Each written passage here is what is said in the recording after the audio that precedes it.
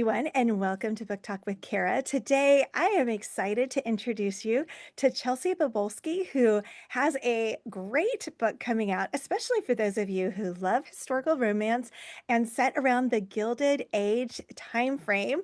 But before we get started talking about this book, Chelsea, do you want to take a moment to introduce yourself, since this is your first time on the show with me? Yeah, absolutely. Hi, everyone. My name is Chelsea Bobulski. I am an author of young adult novels. I have six out currently, with a seventh coming out this fall. But my new book, A Deal with a Debutante, coming out April 7th, is my first adult historical romance. And I am just so over the moon excited about it. This is a time period that I absolutely love. I was also a history major at Ohio State. So I love history, I love researching it. And then I love to take that historical time period and put in a lot of really fun, like rom-com vibes. So that's definitely what you're going to get with A Deal with a Debutante. And I could say from starting to read it that that's definitely the vibe that comes out. I love Jen Toronto, which she writes a lot of the Gilded Age, and this seems to kind of slide right into that Mm. um, kind of subgenre in such a fun way. And as a history minor, I love it when I can tell authors care a lot Yeah. about getting the details right, and that comes through. I mean, it's so atmospheric. You've got this great feel for the time and the tensions between, the American heiresses coming to England, and then just even that from the very opening chapters, just this tension between the British and here come these Americans and all of that. So, what kind of tropes were you trying to go for as you were writing to deal with the debutante?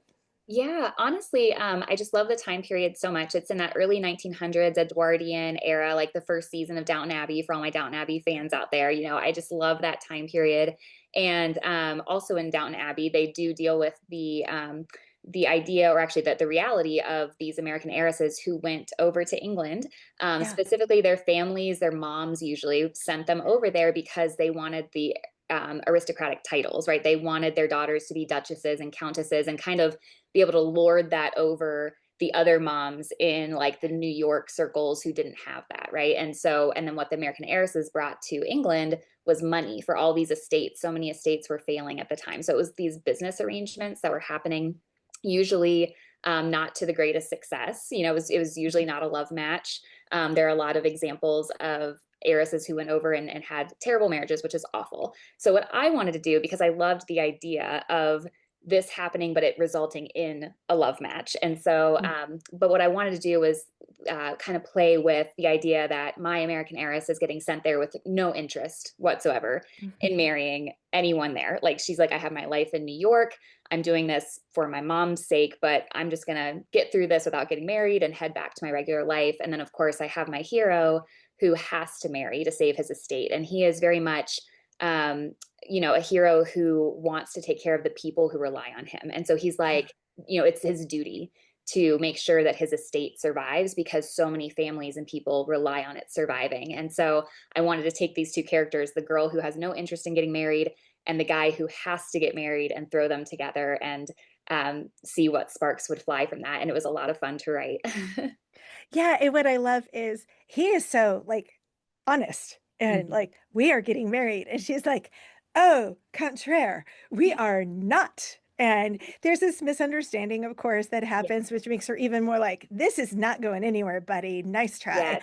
And yet they're both trying to honor their moms. I mean, that's one thing that Mhm. they have in common is this, Mhm. "I'm gonna honor you," even in one case where she's like, "You're crazy. I'm not doing this." Yeah. And so it's kind of fun to see how that's playing out for them Mhm. because he's just like, "We are getting married and I am Yeah. going to pursue you," which is such a kind of a fresh take in some ways on what you'll sometimes see in these novels.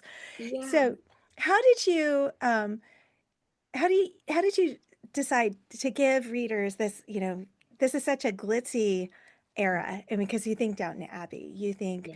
all the money that's flowing, because you've got all these huge industries going in America where the money just is getting concentrated in such a few people. So how do you do that while at the same time you're showing the grit of what's happening in Mhm. England, and the same thing's happening in the US, but this book's Yeah. taking place in England. So, how did you marry those two dichotomies while you were Yeah. writing this book? Yeah, I think the biggest thing for me was showing that, every sphere of life has its troubles and its ups and downs, and everyone's human, right? So the glitz and glamour is really fun. It's fun that my heroine gets to dress in these beautiful ball gowns and attend these beautiful events, and that my hero has this incredible estate, although it is crumbling for lack of finances. But I wanted to kind of marry that humanity, that sometimes I feel like is maybe easy to dismiss because it's like, oh, you live in this like really rich world, but there's all these obligations and responsibilities to them within their inner world. But then also, as you're saying, to the exterior world, there's also poverty, there's farmers, there's people that rely on these big estates. And so my hero, I really wanted to show that he took this responsibility seriously. He was not a guy who just was born into money and is gonna just live life as luxuriously as he can and doesn't care about other people. He cares. He sees it as a responsibility. Like, this is my calling, is to try and make the lives that rely on my estate and my own life as good for them as possible. And he keeps that really at the center of his mind. And my heroine, similarly, she is very interested in historical buildings and Yeah. the what am I trying to say? The preservation. The preservation and the Yeah. education we get from historical buildings, and these historical buildings in New York and everywhere too are being destroyed for industry's sake, industrial complexes and things. And she's trying to explain through her writing. She writes articles. She's trying to explain why it's so important that we preserve these historical landmarks. And so that's something that they have in common that kind of brings them together, is this idea of history and its importance in also helping people live the best lives they can, to learn from history. It's all kind of mingles together. So Yeah. yeah, enjoying the glitzy elements while also showing the everyday, the real, the humanity all mingled together. I love that. And it was kind of this fresh twist to have her in the early 1900s Mm-hmm. have this pseudo career, but at Mm-hmm. the same time, she was actually writing under her name Yeah. and, had that ability where that would not have been very typical at that time when you were supposed to be seen, but not heard. And Yes. so I loved that you did that with her. So, you've got these two characters Mm-hmm. who have so little in common when it seems like they should have a lot in common. So, what was one of the most fun, like banter beats that you wrote with Oh, them? my absolute favorite banter beat that instantly comes to mind is there's this moment where like they're both kind of, physically attracted to each other even as they are butting heads, right? Yeah. And there's this moment where my hero comes to her home in Mayfair to apologize, because there's this misunderstanding where he thinks she's on the same page as him, that like she's here to get married, so he's basically like, here I am, let's get married. But that's not where her head is at all. He realizes he made a mistake by approaching her that way, so he goes to apologize, and the butler lets him in, and she's standing on the staircase, and the light is coming in behind her and just like casting this soft halo around her. And he thinks to himself, like, how radiant she looks. And then she says something to cut him down to size, and he thinks to himself, did I say radiant? I meant repugnant. Yeah. And I just love that. And that's not like a banter necessarily between the two of them, specifically. Like, it's not like he says that to her, but it just comes to mind in terms of a perfect example of how they go back and forth between, really falling for each other, but also really pushing each other's buttons until they start to realize, oh, maybe there is something here. Yeah. And I So, loved that scene because it yeah. was such a perfect, like, there's so much they don't understand about each other, even as they're Hmm. like, why do I like you? Because we don't want the same thing Right. at all. I mean, Hmm. like, at all. Yeah. So, you've got this world where they both have these expectations that they have to meet and these Hmm. pressures that they have to kind of perform to. But you also have the balls and you have Yeah. this fairy tale type of world.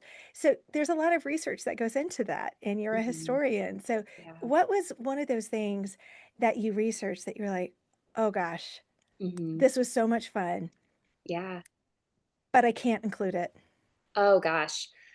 That's hard to say because this book is actually very interesting. I started writing it 10 years ago, like 10 years before it even got a Oh, book how deal. fun. Yeah, Yeah. yeah. So I did a ton of my research then. So there's a lot that I don't even remember that kind of went into me, like that I couldn't Mhm. say, like pick out, because I just sort of absorbed it all and kept it with me for 10 years. And it sat on my computer at like 40,000 words for 10 years. And I was writing other books at the time, publishing other books, and it just kept sitting there and it just wasn't ready yet, to be finished. Yeah. And then thank God, I feel like through divine providence, it got there, right? And I got the book deal at the right time, finished at the right time. So I can't necessarily think of a specific thing that I couldn't include. But what I enjoyed so much, I guess this would be something I didn't include, but I did enjoy researching, was Consuelo Vanderbilt, who is like the epitome of the example of an heiress who was sent to get married in England, and her marriage unfortunately was not good, and it did end in divorce. But she became the Duchess of Marlborough, and there's this great book called, I think it's called Alva and Consuelo Vanderbilt, and it's about the mother-daughter relationship between the two of them. And it's a fascinating read. If anyone's interested in this time period, nonfiction, it's really fascinating. So learning about their relationship informed like how a lot of these relationships went at the time, but I couldn't specifically speak to, like, I didn't include Yeah. Alba and Consuelo in the book. So I guess if that would be like one detail of something that I researched really heavily that helped influence, but I couldn't specifically name, if that makes sense. Yeah. Yeah. Oh, absolutely. Because it gave you an idea of the dynamic that would Yeah. could exist Yeah. between your mother and daughter relationship without Hmm. being your mother and daughter. Yeah, and the idea that the mothers, most of them really did feel like they were doing the best thing for their daughters. It's not like they were just thinking to themselves, I want this title and I'm just Yeah. going to sell my daughter off like a piece of meat, even though I'm sure that's how it felt. Like my heroine, Calliope, she feels like that. She feels like she's being sold to the highest bidder, right? Hmm. But that's usually the moms, at least on some level, thought they were doing the best thing for their daughters they could, right? Like giving them the Yeah. best life. Because who doesn't want to be a duchess? Who doesn't want to be, in their minds, they thought they were doing the best thing. So it's really interesting, interesting time period, interesting family dynamics that all went into that. Yeah, that is fascinating. Hmm. Um, and I love the Biltmore, so I might have to look for that book. Yeah. So, so is there something that you think modern readers can Hmm. really connect with, even though this book took place, over 100 years ago? Is there Yeah. something that you see from that time period that you think still really relates to today? Yeah, I mean, I think that the two things that come to mind for me is, like I said, I kind of married rom-com vibes with the time period. So I wanted the language to have its moments where descriptively it's very rich in detail for the historical time period, but I didn't want it to be heavy. I wanted it to be a light read that could just be enjoyed. So, sorry, in that way, I feel like modern readers will love that aspect. But also, one of the key themes in the book is, and it's summarized in a quote in the book as well, where one of the characters says to my heroine, "A dream that has been allowed to change is not the same thing as a dream deferred." And I love Mm, that theme because all of us know what it is to have dreams and goals in life, and some of them come true. And some of them we have to allow to change and grow. And that doesn't mean that that dream was a failure or it didn't happen. It just means that you allowed yourself to step into what ended up being better for you, or what ended up being something that fit. So yeah. I love that theme, and that is really summed up in the book as my two characters are getting to know each other and falling in love, and yeah, and hoping they stay together. We Yeah, that's have to awesome. read the end to find out, but Yeah. So, as you're thinking about this 10-year journey for the Mhm. book, was there ever a moment or a time when you Mhm. were coming back to it, or it was sitting on Yeah, on your computer, where you're like, I just need to give up on it, or this has gotten too hard. There's something that I just can't unlock about this story, and you yeah. were ready just to give up on it? Yeah, for sure. There were definitely times where I felt like there were things I couldn't unlock. I couldn't really get to the meat of what I was trying to say in the story. I knew the characters, I knew the time period, but I couldn't get to those deeper themes. Mm. But also, what was stopping me for a while was the publishing industry was in such a weird place where romance was doing great through self-publishing, right? Like a lot of self-published authors were doing great, but traditional publishing was having a hard time finding their footing. And trying to figure out, okay, what kind of romance do we want to take on, all these things. And so I kept being told, this kind of romance is just not what anyone's looking for at this time. And so that was another reason Mhm. why I was like, okay, well, timing's not right. There's things I can't figure out. But honestly, like the Lord's timing is perfect because I met the editor at Haven, which is my publisher for this series, and everything just clicked, fell into place.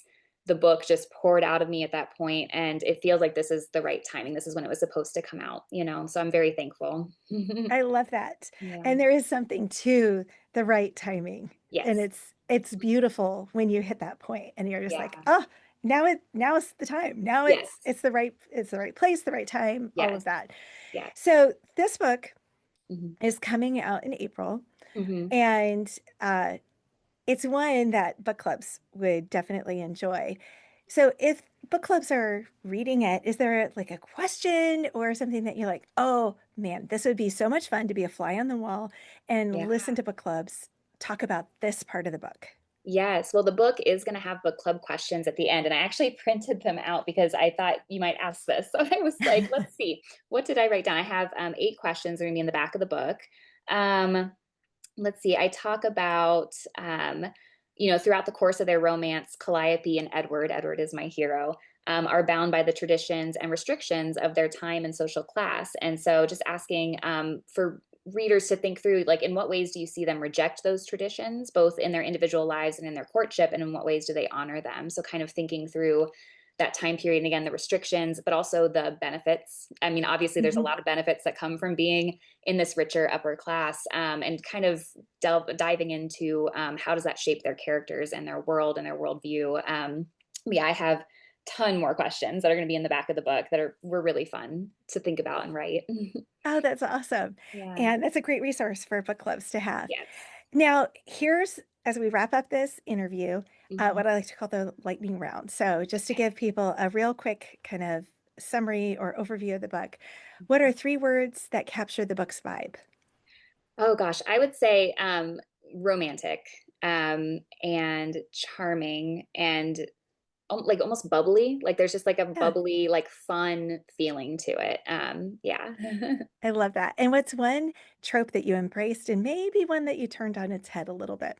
Yeah, I think that a trope I embraced is probably, the fact that my hero is falling like through on his duty, right? He's duty bound, he's an honorable guy, and he's following through on the fact that, like, I have to get married, so I'm going to do it, right? Mm. And I don't know if it's necessarily a trope I subverted, but I definitely subverted the fact that my heroine has no interest in it. Like at that time period, most of the debutantes, whether they wanted to get married or not, like they usually followed through. That's what their families wanted them to do, and they Mhm. didn't have much choice in the matter. So the fact that my heroine is like, absolutely not, and I'm going to figure a way out of this, was not typical of the time period. Yeah, definitely. And Hmm. then if you were going to fill in this blank, readers who love X will love my book. Yeah, definitely. I know I've said it already, but Downton Abbey, if you love Downton Abbey and 90s rom-coms, like just imagine them mixed together. And that's what I was going for with this book. Yeah. A mashup. Yes. And then you've kind of hinted at this, but the favorite line, is it the Yeah. dream one or is there another one you would Yeah, add? I would say it is. It's the dream one. And then there is one other one that Edward says to Calliope where he basically tells her, I'm not going to remember it exactly word for word, but he basically tells her, like, how could I choose anyone else when my heart has been etched with your name? And I just love Oh, that. oh, Yeah. that's so sweet. I love that. Okay, so Chelsea, where can readers go to learn more about you, A Deal with a Debutante, and your other books? Absolutely. I am pretty much 100% on Instagram. I have a Facebook. I'm not great about checking it. And I have a website, and it is not updated. So I would say if you're on Instagram at all, or just look up Instagram, Chelsea Bobulski, ChelseaBobulski. That's where you'll find me. Yeah. Awesome. Well, thank you so much for joining me today. It was so Thank much fun you. to have you and learn more about A Deal with a Debutante. Yeah, thank you.